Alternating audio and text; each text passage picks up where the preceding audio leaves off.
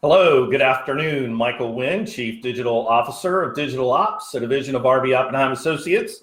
Thanks for joining the video podcast today, where I have my guest, Blake Dowling from Aegis Business Technologies here in Tallahassee. Thanks for joining the show today, bro. Thanks for having me, man.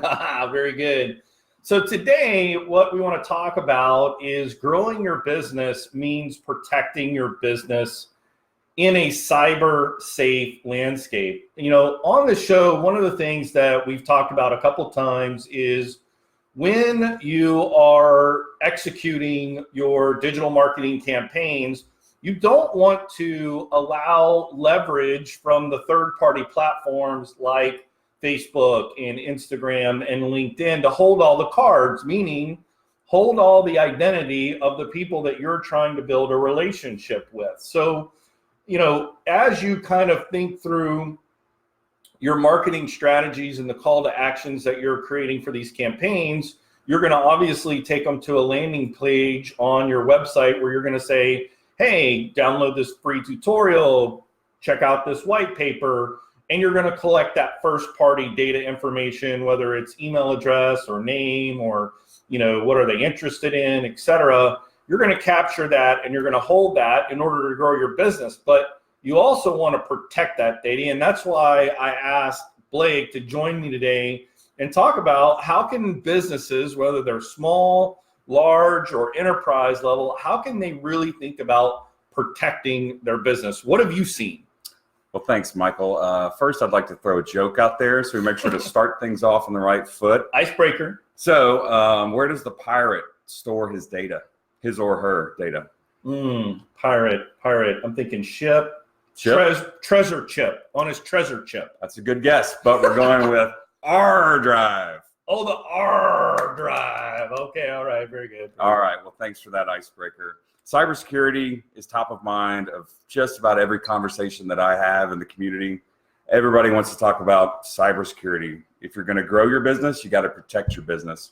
A couple of the threats that we see every day: phishing emails and ransomware. Yeah. So a phishing email rolls in. Now, the days of, stock mass distributed emails and spam are pretty much ending. That's the dinosaur method of spamming. What people are doing now are going to websites, looking to see who the president is, who the accountant is, who the key decision makers are. They're emailing those people and they're asking for certain things. And people are falling for it.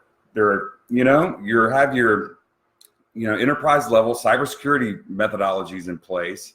But if you don't have malicious code in these emails, if you don't have a link that can be blocked, and it's just an email say, hey man, send me some money, and you engage in a dialogue and it looks legit. Maybe your accounting department is not in Tallahassee, maybe it's in Miami, and maybe it's normal for you to throw money around state to state, especially if they're referencing a name, a specific project. This is where it gets really scary. And people are falling for phishing emails. So we'll get into protective measures in a minute, but number 2 on the list of the most common things that we see, ransomware. So with the ransomware scenario, think about Apple. Think about seeing an email that's allegedly from Apple or Wells Fargo or American Express or UPS and says, click here to verify your information. The folks that are perpetrating this type of email threat are banking that you use one of these people as a vendor.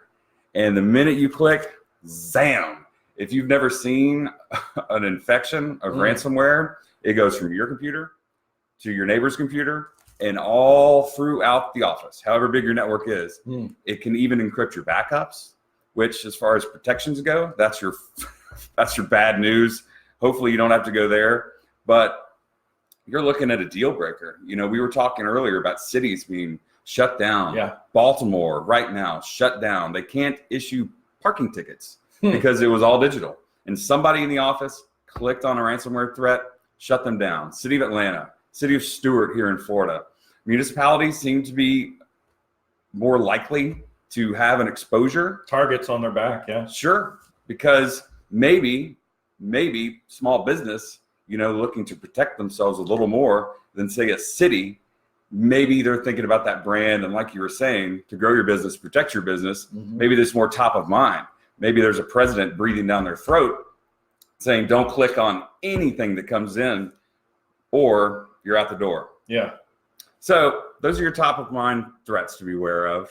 So how do you protect yourself? We all know about antivirus and anti-spam solutions.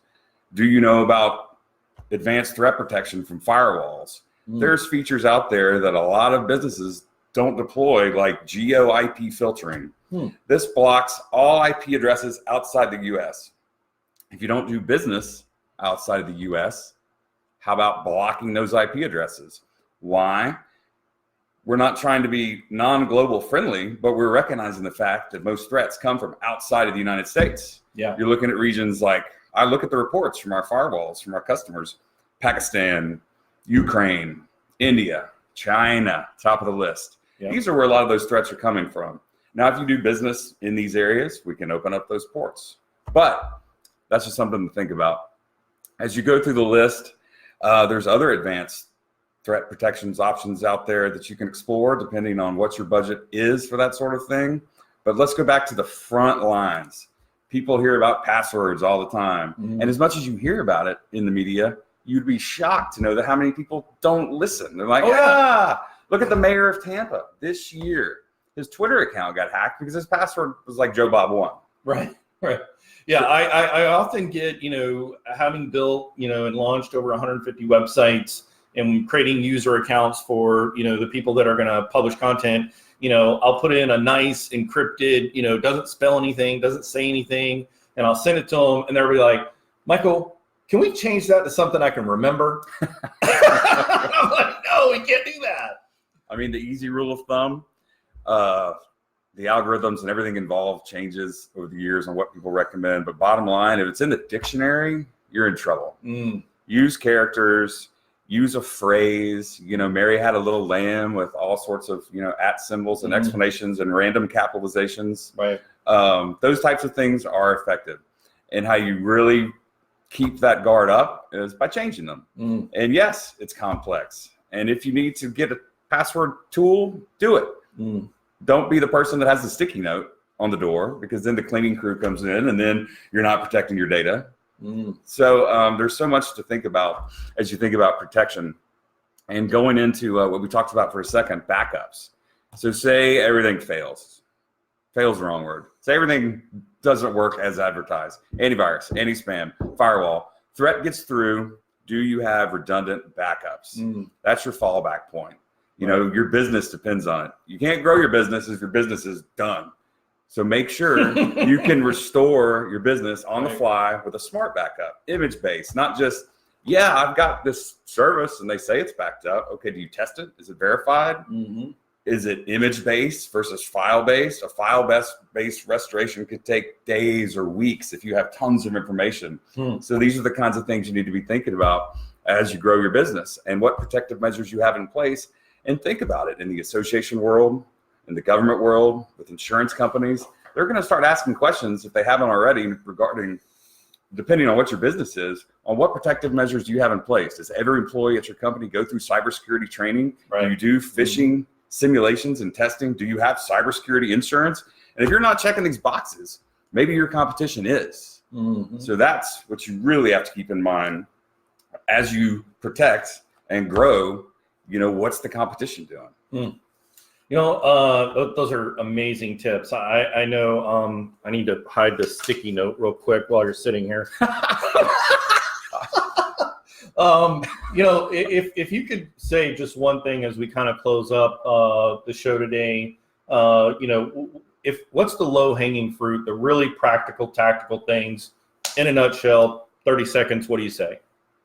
Keep your password mission effective, if that makes sense. Right. Have redundancy at every level. Follow industry best practices. That's what I really like to preach to people when you're talking the gospel of technology, because people don't get it the first 3 or 4 times you tell it to them. They're like, yeah, we have some things. What do you have? Right. Make sure cybersecurity is in the top 2 or 3 things that you're thinking about on a day-to-day basis. And that's it in a nutshell. Awesome. Guys, thank you so much for tuning in today. I hope you'll catch us tomorrow. Thanks again, Blake. Take care.